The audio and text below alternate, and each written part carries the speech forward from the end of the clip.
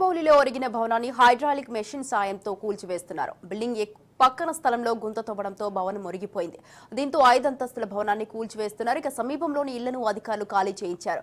ఘటనా స్థలాన్ని జీహెచ్ఎంసీ హైడ్రా అధికారులు పరిశీలించారు. పూర్తి సమాచారాన్ని మా ప్రతినిధి రాజు అందిస్తారు. భవనం ఏదైతే ఉందో దాన్ని హైడ్రా అధికారులు అదేవిధంగా జీహెచ్ఎంసీ అధికారులు ప్రత్యేకంగా డిఆర్ఎఫ్ సిబ్బంది కూడా ఇక్కడ ప్రత్యేక జాగ్రత్తలు తీసుకుని హైడ్రాలిక్ మిషన్ తో దాన్ని అయితే కూల్చివేస్తా ఉన్నారు. ఇక్కడ స్థానికులతోటి మనం మాట్లాడే ప్రయత్నం చేద్దాం. ఇక్కడ పక్కన ఉండే స్థానికులు వాళ్ళు ఏమంటా ఉన్నారు దీని గురించి మాట్లాడే ప్రయత్నం చేద్దాం.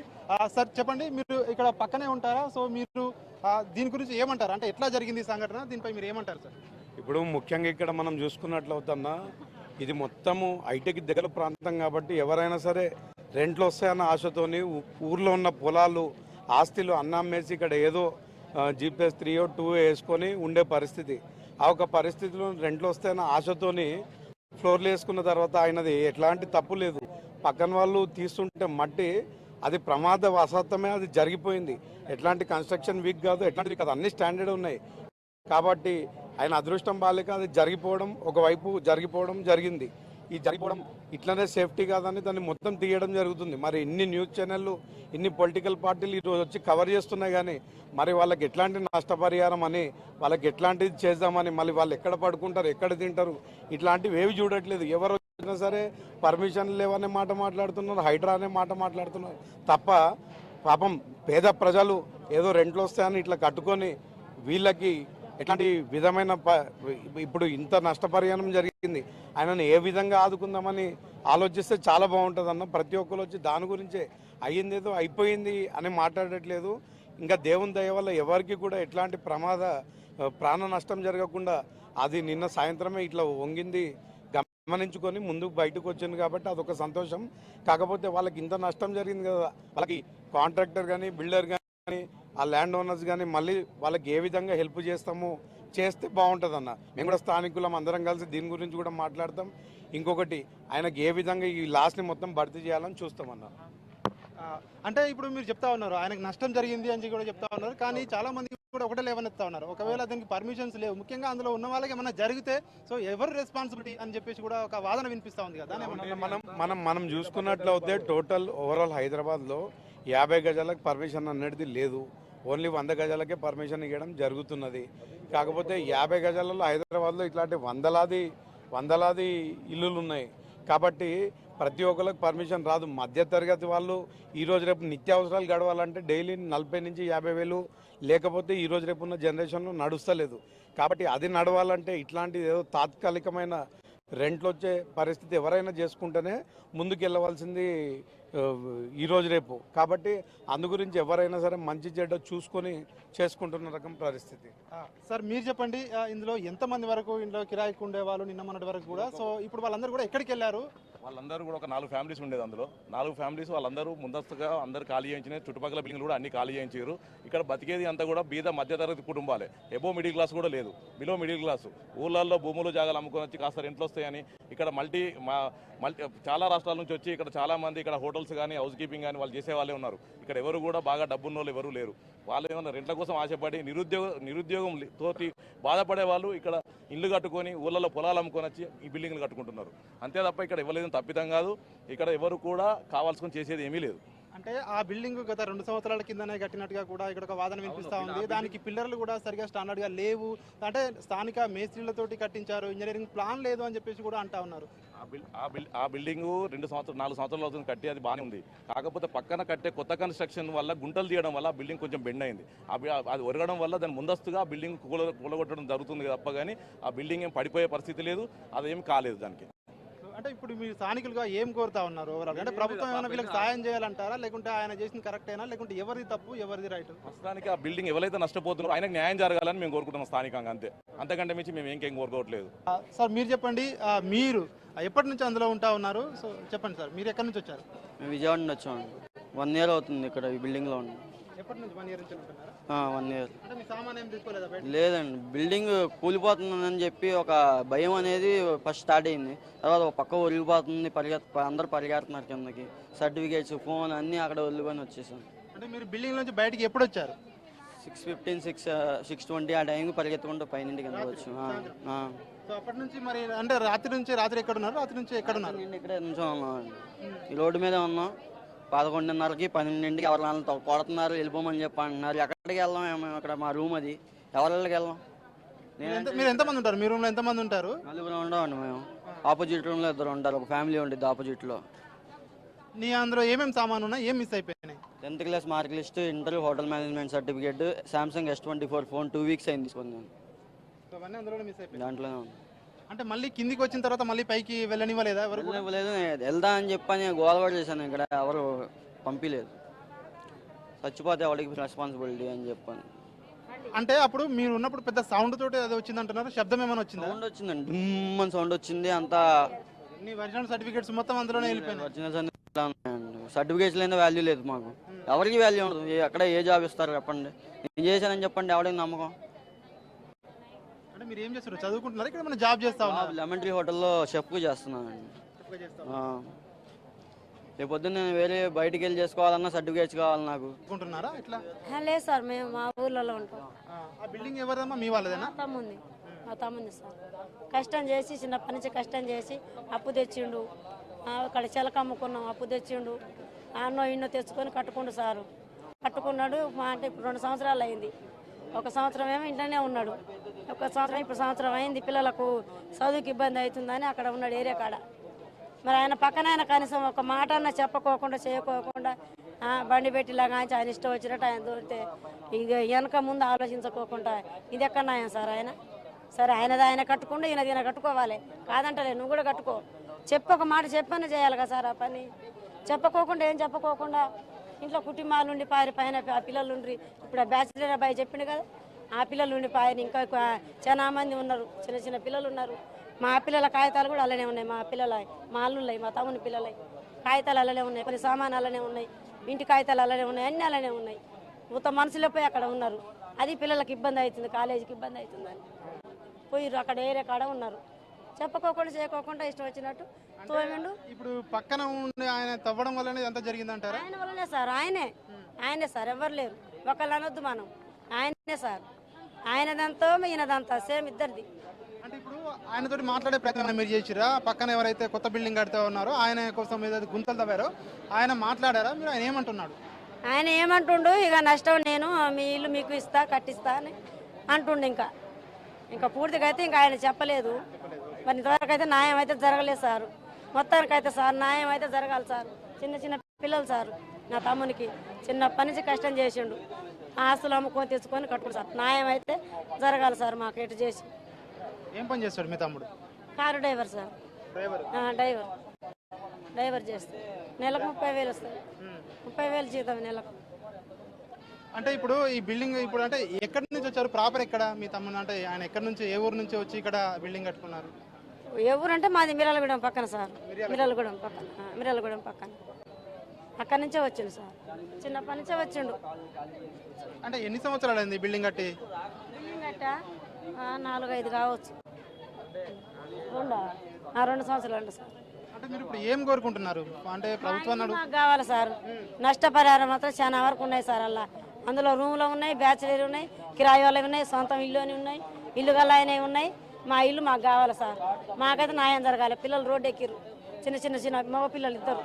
న్యాయం అంటే ప్రభుత్వం న్యాయం చేయాలంటున్నారా, లేకపోతే పక్కన ఎవరైతే కారణమైన ఆయన న్యాయం చేయాలంటున్నారా? పక్కన ఆయన తోటి న్యాయం చేపిస్తారో గవర్నమెంట్ న్యాయం చేయాలి సార్ మాకు. అంటే ఇప్పుడు గవర్నమెంట్ వాళ్ళు ఏమంటున్నారు, దానికి అసలు పర్మిషన్స్ కూడా లేవు, ఎట్లా కట్టారని చెప్పేసి కూడా జిహెచ్ఎంసీ వాళ్ళు అడుగుతున్నారు. సార్ మున్సిపాలిటీ పర్మిషన్ ఉన్నాయి సార్, ఉన్నాయి. కాకపోతే ఈ మధ్య కొద్దిగా ఆగినాయి, అవి కూడా కట్టేస్తాడు. పర్మిషన్ లేని ఇల్లు ఎట్ట అయితే సార్? అప్పటి నుంచి పర్మిషన్ ఉంది సార్. मेरा नाम नजमुल हुसैन है, मैं आसम से हूँ और हम लोग 2 साल से ये बिल्डिंग में रह रहा है। लेकिन कल ये हादसा हुआ अचानक, हम लोग को तो नहीं पता। हम लोग ड्यूटी के लिए निकल रहा था, उस टाइम ड्यूटी के आधा घंटा पहले ये हादसा हो गया। अभी पूरा सामान सब हमारा अंदर ही है, मोबाइल, लैपटॉप, कपड़ा उपड़ा सब अंदर ही है। हम लोग कपड़ा उपड़ा कुछ नहीं था, टी शर्ट डाल के था। बाद में हम लोग का फ्रेंड ला के टी शर्ट चप्पल उप्पल सब ला के दिया। खाना भी नहीं खाया कल से, हम लोग ऐसे ही घूम रहे, कोई तो आके नहीं पूछा हम लोग को। और सामान के बारे में सब लोग का साथ बात किया, लेकिन कोई रिस्पॉन्सिबिलिटी नहीं दे रहा है। और अभी सामान सब ऐसे ही तोड़ रहा है, हमारा डॉक्यूमेंट्स, फ़ोन, लैपटॉप सब अंदर ही है। और गाँव जाने के लिए शॉपिंग किया था, वो भी अंदर ही छोड़ दिया। और 52,000 है बैग में, सब अंदर ही है। और क्या बोलना है। और क्या मांग रहे हैं आप गवर्नमेंट से और ओनर से? कुछ अभी हमारा जो सामान है वो तो सामान मिलना चाहिए, और फ़ोन लैपटॉप ये तो सब अंदर ही छोड़ के आ गया। कितना मेंबर थे आप रूम के अंदर? हमारा 6 मेंबर्स है। क्या काम करते हैं आप? हम तो ये सिक्योरिटी काम करते हैं, मैं वो सॉफ्टवेयर कंपनी में करता हूँ। आप बोलिए, आपका नाम क्या है, आप क्या करते हैं? मेरा नाम बुरहान अहमद है। मैं उधर सिक्योरिटी में काम करता है। कहाँ से आप? असम से।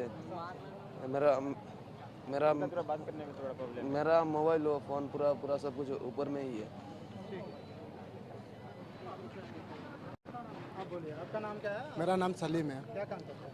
मैं रिटेल में काम करता हूँ। तो क्या कल सामान है आपका? मेरा उसमें फ़ोन है, और मैं गांव जाने के लिए शॉपिंग करा था। 25,000 का एक लगेज लिया था, वो भी उधर ही छोड़ दिया है। और गांव जाने के लिए पूरा शॉपिंग किया, 52,000 का शॉपिंग किया है, वो भी पूरा अंदर है। पूरा आधार कार्ड, पैन कार्ड और मस्क कार्ड पूरा अंदर है। कुछ तो भी निकालने को नहीं हुआ है हम लोग का। रात से कहाँ गए थे? मैं आसाम का है। रात से कल से कुछ भी नहीं खाया अभी तक ऐसे ही घूम रहे हैं। कोई भी कुछ दिया तो खा रहा हो, कोई भी कुछ नहीं दे रहा खाने के लिए। हम लोग ऐसे बेकार से ऐसे घूम रहे पूरा दिन से। कोई भी किसी को कुछ हेल्प मांगा तो हेल्प भी नहीं कर रहे हम लोग को। अभी कल से इतना ये हुआ है, रोड पे सोया है, कोई भी हेल्प नहीं कर रहा है हम लोग को। कोई गवर्नमेंट का भी कुछ हेल्प नहीं मिल रहा है, किधर से भी कुछ हेल्प नहीं मिल रहा है। क्या बोल रहे हैं सामान के बारे में? ऑफिसर को भी बोला है तो बोल रहा है तुम दूसरा किसी को नहीं मिलने वाला है, दूसरा किसी से पूछ लो। ऐसा बोल के किसको जाके हम लोग पूछना है? कुछ भी क्या करना है कुछ भी समझ में नहीं आ रहा, क्योंकि हम लोग आसाम का है। यहाँ पे आके किसी को नहीं पहचानते हम लोग। जो भी पहचानने वाला है उनको बोल रहा है ठीक है मैं ऊपर से बात करता हूँ। ऊपर से जाके बात करके हम लोग को पास नहीं आ रहा, कुछ रेस्पॉन्सिबल नहीं मिल रहा है हम लोग को। अभी हम लोग ऐसा हो गया, पूरा रोड में गिर गया है। अभी तो कुछ भी करने नहीं है हम लोग। బయటికి వచ్చాం సార్. ఇన్ని 7 గంటలకు తెలిసింది మాకు. సౌండ్ వచ్చింది, ఎవరో పడిపోయారంటే బయటికి వచ్చాము. బయటికి వచ్చి చూస్తే ఇక్కడ పబ్లిక్ అంతా ఉంది. ఏమైంది అంటే ఆ బిల్డింగ్ పడిపోతుంది అని చెప్తే మేము 7 గంటల నుండి బయటనే ఉన్నాం. పోలీసు వాళ్ళు వచ్చారు. వచ్చాక అమ్మ మీరు లోపల ఎవ్వరు ఉండొద్దు, అక్కడ పక్కకు హాస్టల్ కడుతున్నారు కదా, దానిపైన పడితే మళ్ళీ ఇక్కడ ఈ బిల్డింగ్ పైన ఎఫెక్ట్ పడుతుంది, మీకు కూడా డేంజరే, బయటనే ఉండండి అంటే మేము నైట్ అంతా ఇక్కడే బయటనే ఉన్నాము. ఇప్పటి వరకు కూడా బయటనే ఉన్నాం. ఈ హాస్టల్ ఇష్టం వచ్చినట్టు హాస్టల్ కట్టడం వల్ల రెంట్లకు ఆశపడి 50 గజాలలో 5 ఫ్లోర్లు వేయడం వల్ల వాళ్ళంటే గరీబ్ వాళ్ళు, ఇంకా ఉన్నవాళ్ళు కూడా కడుతున్నారు కదా సార్ రెంట్లకు ఆశపడి. అట్లా కట్టడం వల్ల ఇవన్నీ నష్టం జరుగుతుంది. నైట్ అంతా మాకు ఏ నైటో తెలిసి ఉంటే అందరికీ పైన కూలిపోతుండే. ఇప్పుడు చుట్టుపక్కల ఉన్న బిల్డింగ్ల పైన అంతా పడుతుండే. దగ్గర ఉంది, ఎక్కువ పెద్ద గ్యాప్ లేదు బిల్డింగ్కి. అందరికీ 4-5 బిల్డింగ్లకు ఎఫెక్ట్ పడుతుండే, ఉన్న వాళ్ళకి ప్రమాదం అవుతుండే. ఇప్పుడు ఇట్లా పర్మిషన్ గవర్నమెంట్ ఏదన్నా తీసుకోవాలి. ఈ హాస్టళ్ళు ఈ రెంట్లకు ఆశపడి ఇట్లా కడుతున్నారు బిల్డింగ్లు హాస్టల్లకు. ఈ 8 సంవత్సరాల నుండి మరీ ఘోరం. అసలు ఇల్లు అనేదే లేదు ఇక్కడ. సిద్దినగర్, అంజనగర్ అన్ని హాస్టల్స్. ఉన్న ఇండ్లు కూడా వేరే వాళ్ళకి రెంట్లకు ఇస్తున్నారు కదా, ఇష్టం వచ్చినట్టు రెంట్ కడుతున్నారని ఇష్టం వచ్చినట్టు వాళ్ళు బిల్డింగ్లు ఇష్టం వచ్చిన 50 గజాలల్లో లేబట్టి ఇట్లా రెంట్లకి ఇస్తున్నారు. చర్యలు తీసుకుంటే గవర్నమెంట్ వచ్చి మాకు ఏదన్నా ఇక్కడ సిద్దినగర్లో, అంజనగర్లో హాస్టళ్ళు లేకుండా మళ్ళీ పర్మిషన్ లేనివి ఇట్లా కట్టకుండా ఉంటే మాకు కూడా రెంట్ దక్కుతుంది, మేము కూడా గరీబులం బతుకుతాం. ఇండ్లు లేనందుకు కనీసం ప్రభుత్వం మాకు ఇండ్లు ఉన్న వాళ్ళకే డబుల్ బెడ్రూమ్ వచ్చింది, మాలాంటి వాళ్ళకి డబుల్ బెడ్రూమ్ కూడా రాలేదు. ఇది సిద్దిక్ నగర్లో అయితే బిల్డింగ్ అయితే కూల్చివేతల కార్యక్రమం కొనసాగుతున్నా, ఇంకా కూడా దాన్ని కూల్చివేతకు సమయం పట్టే అవకాశం అయితే కనిపిస్తూ ఉంది. అందులో ఎవరైతే రెంట్కు ఉండే వాళ్ళు ఉన్నారో వాళ్ళ సామాన్ అయితే అందులోనే వదిలేసి వచ్చామని చెప్పేసి కూడా వాళ్ళైతే చెప్తా ఉన్న పరిస్థితి కనిపిస్తూ ఉంది. మాకు అక్కడ ఓనర్ కానీ అదేవిధంగా అధికారులు కానీ మాకు న్యాయం చేయాలని చెప్పేసి కూడా అందులో రెంట్కు ఉండే వాళ్ళు అయితే చెప్తా ఉన్నారు. అదేవిధంగా ఆ బిల్డింగ్ ఓనర్ వాళ్ళ రిలేటివ్స్ ఎవరైతే చెప్తా ఉన్నారో అది పక్కన కొత్త బిల్డింగ్ కట్టేవారి తప్పిదమే తప్ప ఆ బిల్డింగ్ ఓనర్ తప్పేం లేదని చెప్పేసి కూడా చెప్తా ఉన్న పరిస్థితి కనిపిస్తూ ఉంది. కెమెరామెన్ భరత్తో రాజు. గచ్చిబౌలి సిద్దిక్ నగర్ లో బిల్డింగ్ పక్కకు ఓరిన ఘటనలో తమ తప్పేమీ లేదని బిల్డింగ్ ఓనర్ అంటున్నారు. పక్కన నిర్మాణానికి సంబంధించి ఎక్కువ లోతు గుంత తీయడం వల్లే ఘటన జరిగిందంటున్నారు. తమతో పాటు అద్దెకుంటున్న వారు కూడా కట్టుబట్లతో బయటకు వచ్చామని చెప్తున్నారు. తమను ప్రభుత్వం ఆదుకోవాలంటున్న బిల్డింగ్ ఓనర్ తో మా ప్రతినిధి రాజు ఫేస్ టు ఫేస్. ఏదైతే బిల్డింగ్ పక్కకు ఒరిగినటువంటి ఘటన ఏదైతే ఉందో ఆ బిల్డింగ్ అయితే అధికారులు అయితే కూల్చివేస్తా ఉన్నారు. అయితే ఆ బిల్డింగ్ సంబంధించినటువంటి ఓనర్ అంతా ఉన్నారో ఆయనతో మాట్లాడే ప్రయత్నం చేద్దాం. సార్, ఇది నిన్న ఇన్సిడెంట్ ఎప్పుడు జరిగింది ఈ బిల్డింగ్ ఎప్పుడు ఇట్లా పక్కకు ఊరిగిపోవడం జరిగింది మీరు ఎప్పుడు గమనించారు? రాత్రి 8 గంటలకు సార్ నేను డ్యూటీలో ఉన్నాను. నేను కింద ఉన్న వాళ్ళు ఏదో భూకంపం లాగా వచ్చిందని చెప్పేసి భయపడి బయటకు వచ్చినంట సార్. నైట్ 8 గంటలకు జరిగింది. అంటే మీరు అప్పుడు ఇంట్లో లేరా? లేదు సార్, నేను వాళ్ళు అంటే మీరు ఏం పని చేస్తుంటారు సార్? కార్ డ్రైవర్ అండి. ఇప్పుడు అందులో మొత్తం 5 ఫ్లోర్లు కట్టారని కూడా చెప్తా ఉన్నారు. సో అది ఎన్ని గజాలు, సో ఎన్ని ఫ్లోర్లు ఉంది సార్? 50 గజాలు సార్, 4 ఫ్లోర్లు ఉంది. అందులో ఎంతమంది రెంట్కుంటారు? 20 మంది ఉంటారు. అంటే యాక్చువల్లీ అది పర్మిషన్ లేదు అని కూడా కొన్ని వాదనలు వినిపిస్తా ఉన్నాయి. బయట కొంతమంది అంటా ఉన్నారు పర్మిషన్ లేకుండా కట్టారు, సరిగా పిల్లర్లు సరిగా వేయలేదు అంటా ఉన్నారు. సో నిజమేనా అది? మీరు సార్ నాది డ్రైవింగ్ ఫీల్డ్ కావడం వల్ల నాకు ఈ కన్స్ట్రక్షన్ ఫీల్డ్లో ఎక్కువ తెలియదు. నేను తెలిసిన కదా అని చెప్పేసి నేను కూడా మేస్త్రి నమ్మిన, ఆయన కాంట్రాక్ట్కి ఇచ్చిన, ఆయన కట్టిండు. అది నా బ్యాడ్ లక్ సార్ అంతే.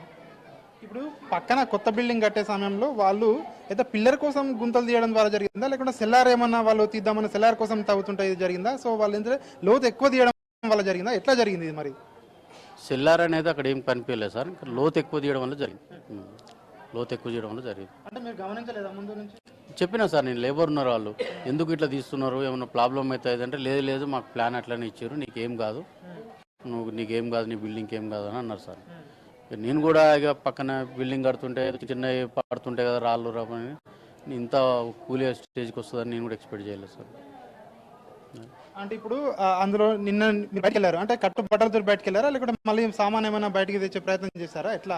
లేదు సార్, సామాన్ ఎవరైనా తీసుకురాలి, అన్ని ఇంట్లోనే ఉన్నాయి, అన్ని ఇంట్లోనే ఉన్నాయి, ఎవరైనా తీసుకురాలి. ఇప్పుడు ఏమంటున్నారు అందులో రెంట్కున్న వాళ్ళు ఏమంటా ఉన్నారు? సో పక్కన ఉండే ఆయన గోతి అంటే పక్కన బిల్డింగ్ కోసం ఆయన కన్స్ట్రక్షన్ కోసం ఆయన పనిచేసే వాళ్ళు ఏమంటున్నారు, ఓవరాల్గా ఏం చెప్తా ఉన్నారు వాళ్ళు? వాళ్ళైతే ఇప్పటివరకు అయితే మాట్లాడారు సార్, ఓనర్ మాట్లాడలేదు, కాంట్రాక్ట్ తీసుకున్న అతను మాట్లాడు, ఆయన ఎక్కడో బయట ఉన్నాడంట, నేను రేపు హైదరాబాద్ వస్తాను, వచ్చినాక నీకు న్యాయం చేస్తాను అని చెప్తారు సార్.